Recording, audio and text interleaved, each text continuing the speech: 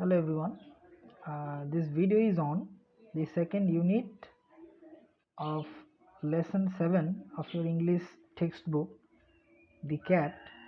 Here in this video, I'm going to explore, or we are going to explore more about the characteristics of a cat.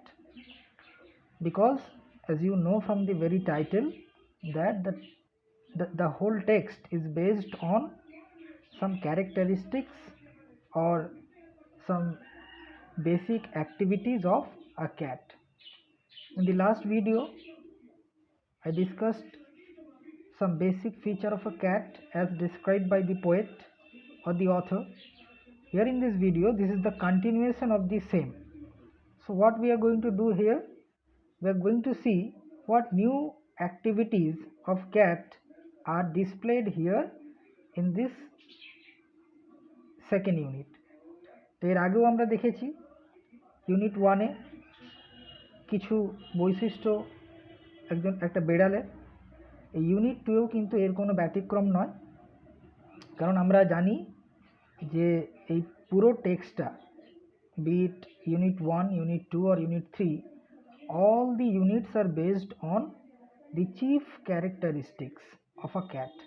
মুখ্য বৈশিষ্ট্য একটা বেড়ালের as viewed by the author, as presented by the author, যেমনভাবে তিনি দেখেছেন, যেমনভাবে তিনি তুলে ধরেছেন।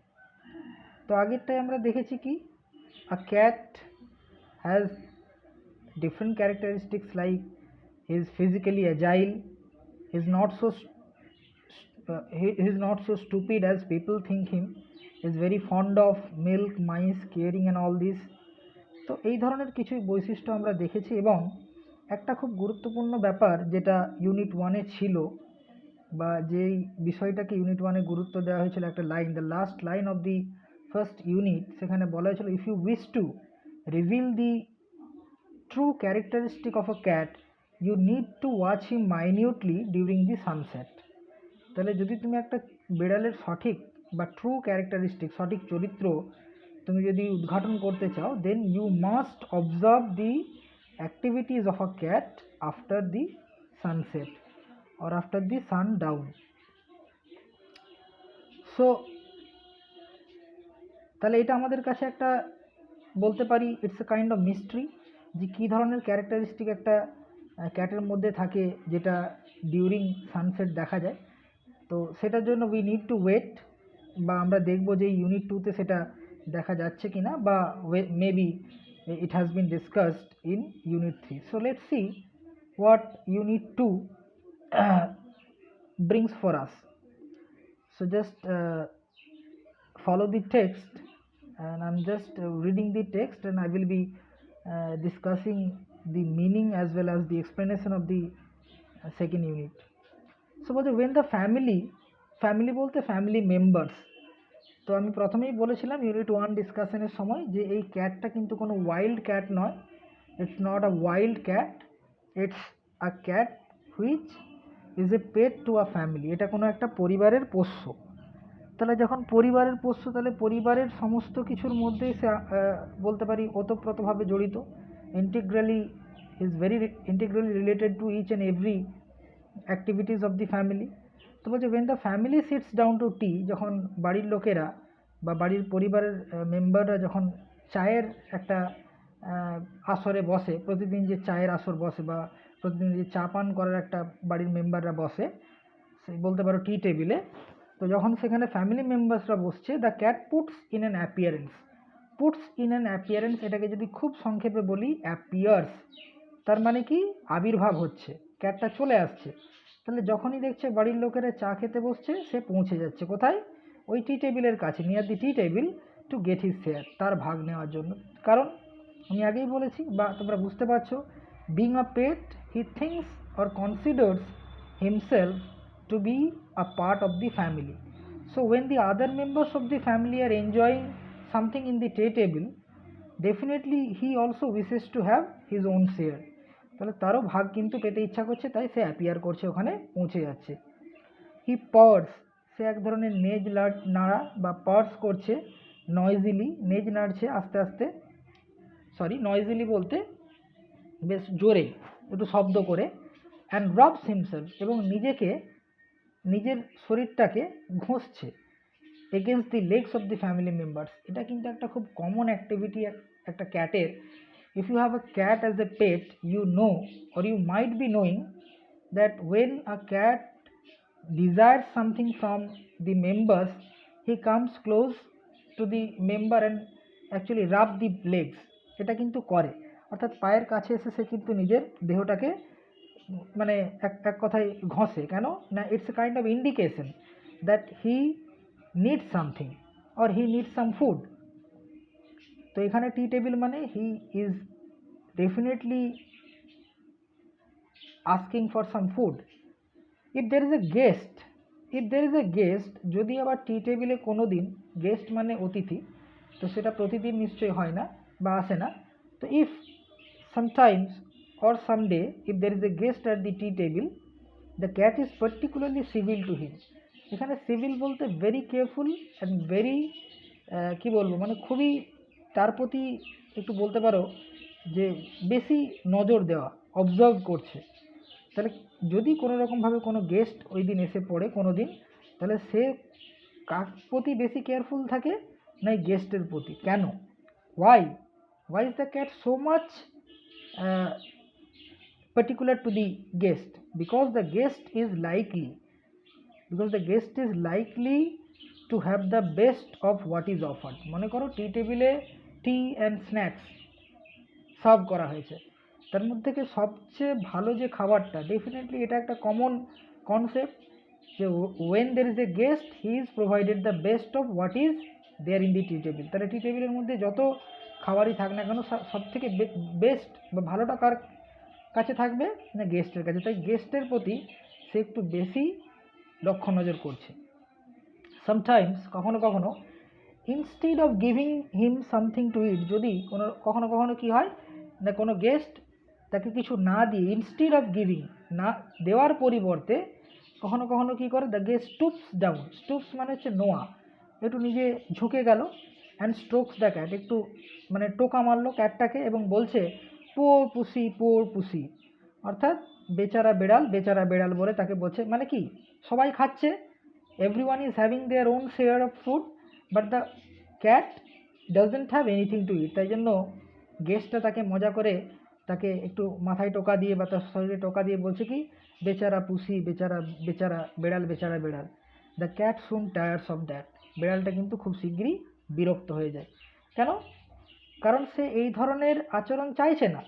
The cat is not expecting this kind of behaviour. What does the cat expect? The cat expects his own share of food, but when the guest doesn't offer him anything to eat, he gets tired of that, he puts up his claw, সে তার যে নখগুলো যেগুলো গুটিয়ে রাখে সেগুলো খুলে ফেলে, and quietly, খুব নিশ্চুপভাবে, বাট ফার্মলি, কিন্তু খুব দৃঢ়ভাবে, রেক্স, আঁচড় কাটে, the guest in the leg, তার পায়ে কিন্তু আঁচড় কেটে দেয়। তাহলে কি, কেন আঁচড় কাটে? Because the cat is not satisfied with the behaviour of the guest, সন্তুষ্ট নয়। If the guest had provided him some food to eat, then he might have not done this. তাহলে সে কিন্তু এমনটা আচরণ করতো না বা গেস্টকে এভাবে আঁচড় কাটতো না। ও সেজ দ্য গেস্ট কিন্তু অবাক হয়ে গেছে, কারণ গেস্টও এই ধরনের আচরণ আশা করেনি, তাই জন্য সে করে চিৎকার করে উঠেছে, the cat stuck his claws into me, বিড়ালটা আমার পায়ে তার থাবা বসিয়েছে, অর্থাৎ তার নখ বসিয়ে দিয়েছে আমার উপরে, এটা সে কিন্তু চিৎকার করে বলছে। The delighted family, this term delighted is very important here. কেন? যেখানে the guest is suffering from pain, যেখানে তাকে আঁচড় কাটার ফলে হয়তো সে যন্ত্রণা পাচ্ছে, the family on the other hand gets delighted, পরিবার কিন্তু আনন্দিত। কেন? তাদের আনন্দের কারণ কি? দেখো, দ্য ডিলাইটেড ফ্যামিলি রিমার্কস, ওই আনন্দিত পরিবার মন্তব্য করছে বা বলছে, isn't it sweet of him, কি মিষ্টি না বিড়ালটা, ইজন্ট হি ইন্টেলিজেন্ট, কি বুদ্ধিমান না ও, he wants you to give him something to eat. ওই যে আঁচড় কেটেছে ওর মানে কি, বিড়ালটা বলতে চাইছে যে তুমি কিছু ওকে খেতে দাও। তাহলে দেখো how the family members are interpreting the fact, কীভাবে তারা ব্যাখ্যা করছে। তাহলে দেখো দুরকমভাবে, the same behaviour is so painful to the guest, on the other hand the same behavior of the cat is so amusing to the family members.